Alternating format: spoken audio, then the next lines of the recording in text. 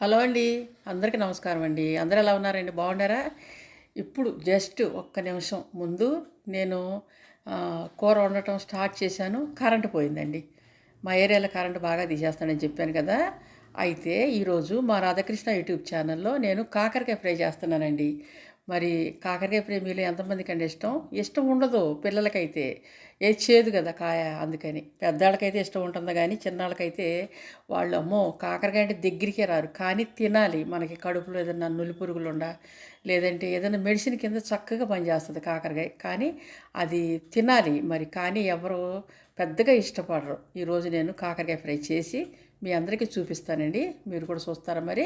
అయితే ముందుగా నేను ఇంకా స్టవ్ వెలిగించలేదు. చిన్న స్టవ్ కరెంటు పోయింది కదా!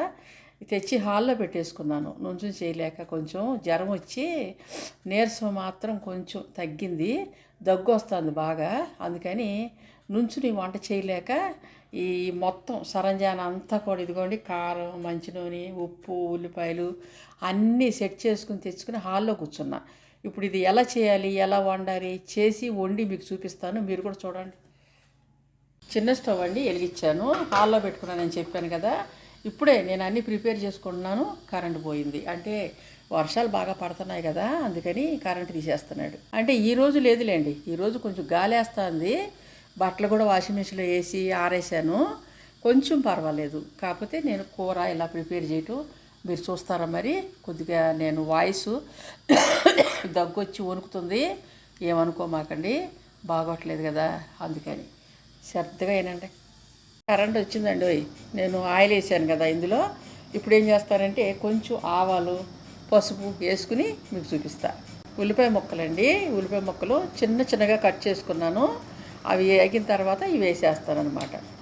ఆవాలు వేగిపోయినాయండి.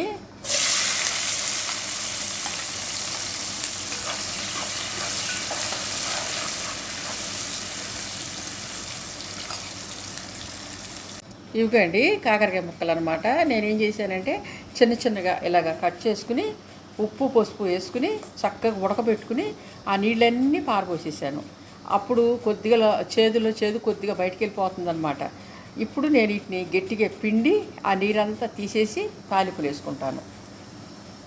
మీకు అర్థమైంది అనుకుంటున్నాను. కాకరకాయలని నేను ముందుగా నీళ్లు పోసుకుని అంటే శుభ్రం చేసేసుకున్నానండి. కోసుకుని నీళ్లు పోసుకుని ఉడకబెట్టేసుకున్నాను అనమాట.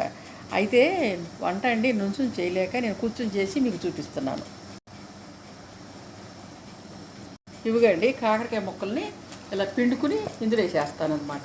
ఇంకొంచెం ఏదైనా నీరు అంటే నీరు ఆల్రెడీ వంపేసుకున్నాను కాకరకాయలో ఉడికిన నీళ్ళు.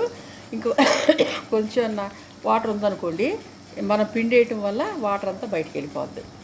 కాకరకాయ ముక్కలన్నీ నేను పిండుకుని ఇందులో వేసేసానండి. చక్కగా ఇప్పుడు ఇలా తిప్పేసుకుంటాను. వాటర్ ఏమి రాకుండా అంతా కూడా గట్టిగా పిండేసుకుని నీళ్ళు ఇందులో వేసుకున్నాను. తిప్పేసాను కదా, ఇవి మూత పెట్టి ఒక 5 నిమిషాలు ఆగిన తర్వాత ఉప్పు చల్లుతాను. కాకరకాయ ఫ్రై కర్రీ అండి మగ్గింది కదా. ఇప్పుడు నేనేం చేస్తానంటే ఇందులో ఇలా తిప్పేసుకుంటున్నాను కదా, ఇంకా తిప్పి తిప్పి తిప్పి మీకు బోరు కొట్టించుకోకుండా కారం వేస్తాను ఇందులో.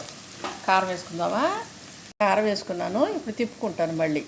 కారం వేసుకుని చక్కగా తిప్పేసుకున్నానండి. చాలామంది అనుకుంటారు వంట చేయడం పెద్ద పనే అనుకుంటారు. అబ్బో, పని అంతా వంటలోనే ఉంటుందండి బాబోయ్. వంట చేయటం అంటే పెద్ద పనే. మరి చేసుకోవాలి కదా, అన్నీ చేసి అక్కడ పెట్టాలి.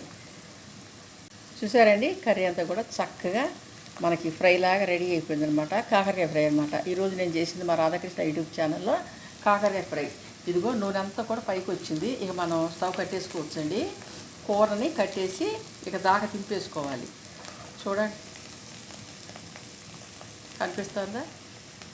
మరి మా రాధాకృష్ణ యూట్యూబ్ ఛానల్లో నేను ఈరోజు వచ్చేసి కాకరకాయ ఫ్రై చేశానండి. మరి ఈ కాకరకాయ మెడిసిన్గా కూడా ఉపయోగపడుతుందంట. నేను పద్దాక చెప్తున్నాను, మళ్ళీ చెప్తున్నాను. చాలామంది ఇష్టపడరు, కానీ అన్నీ చేసుకుంటే అన్నీ శుభ్రం చేసుకుని నీళ్ళు వంపేసుకుంటే చక్కగా అంటే చేదు నీళ్ళు వంపేసుకుంటే బాగుంటుంది. మీరు కూడా మీ ఇంట్లో అలా చేసుకోండి. ఇక ఈరోజు ఈ వీడియోతో ఆపేస్తానండి. రేపు మళ్ళీ ఇంకొక వీడియోతో మీ ముందుకు వస్తాను. అంటే ఈ కర్రీని కట్టేస్తాను అనమాట. మరీ ఎక్కువసేపు ఉంటే మాడిపోద్ది కదా, మనకి తింటాక పనికిరాదు. అందుకని ఇంత కష్టపడి చేసుకున్నప్పుడు తింటా పనికిరాకపోతే ఎట్టా? తినాలి కదా, వండుకున్నాము, పళ్ళిలో పెట్టుకున్నాము, తినాలి కదా. అందుకని ఇక వీడియో ఆపేస్తా.